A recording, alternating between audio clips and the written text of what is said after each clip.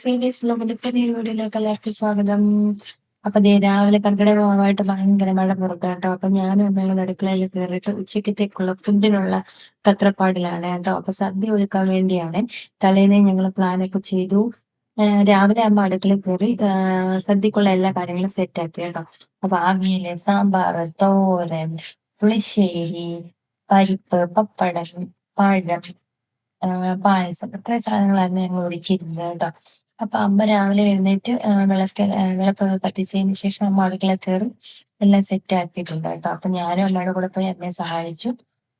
ഇതിലെല്ലാം ഹൈലൈറ്റ് വരുന്നതേ ആദ്യം ഫുഡ് കഴിക്കാൻ വാവയാണ് മുന്നിട്ട് ഇറങ്ങിയിട്ടുണ്ട് കേട്ടോ. അതെ, ആദ്യം നമ്മൾ വിളക്കിന്റെ മുന്നിലൊക്കെ ഒഴിച്ചിട്ടുണ്ട് ഫുഡ് കേട്ടോ. പിതൃക്കൾക്കൊക്കെ കൊടുക്കാൻ വേണ്ടിയിട്ട് അവർക്കെല്ലാം നമ്മൾ സദ്യ ഒരുക്കിയത്. അപ്പൊ അവർക്ക് വേണ്ടി ആദ്യം കൊടുക്കാൻ. അപ്പം അവർക്കെല്ലാം ഫുഡ് വിളമ്പിയതിന് ശേഷം മോനാണ് ഫുഡ് കൊടുക്കുന്നത്. അപ്പൊ അതേ പപ്പടമൊക്കെ എടുത്ത് വെച്ച് വലിയ ത്രാസം കാണിക്കും. ഇപ്പൊ ഫുള്ള് ഞാൻ ഈ ഇല മൊത്തം ഞാൻ മടിച്ച് നക്കുവെന്നൊക്കെ ഉള്ള രീതിയിലാണ്. വെറും പ്രഹസനം മാത്രം, ഒരു പറ്റ് പോലും കഴിച്ചിട്ടില്ല. ഞാൻ പിന്നെ അവസാനം ഞെവിടി കൊടുത്തത്.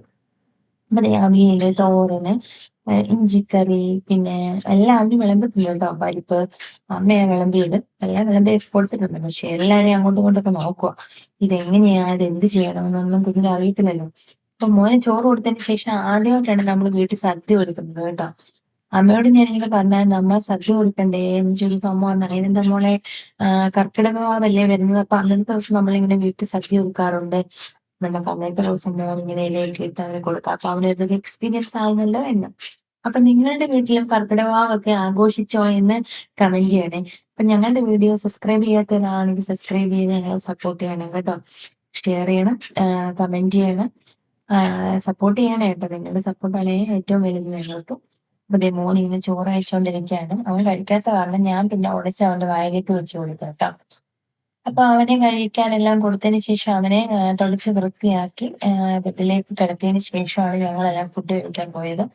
അപ്പൊ ആദ്യം ഫുഡ് കഴിക്കാൻ ഇരുന്ന അപ്പനാണ്. അപ്പൻ എല്ലാം ഇട്ടു, കറിയൊക്കെ വിളമ്പി അപ്പം ഫുഡ് കഴിച്ചു. ഫുഡ് കഴിച്ചതിന് ശേഷം അമ്മ കഴിച്ചു. അമ്മ കഴിച്ചപ്പോ അമ്മ ഇങ്ങനെ വാവിനെ പറ്റിയൊക്കെ ഉള്ള ഓരോ ഐതിഹ്യങ്ങളൊക്കെ പറഞ്ഞു തരുവായിരുന്നു കേട്ടോ.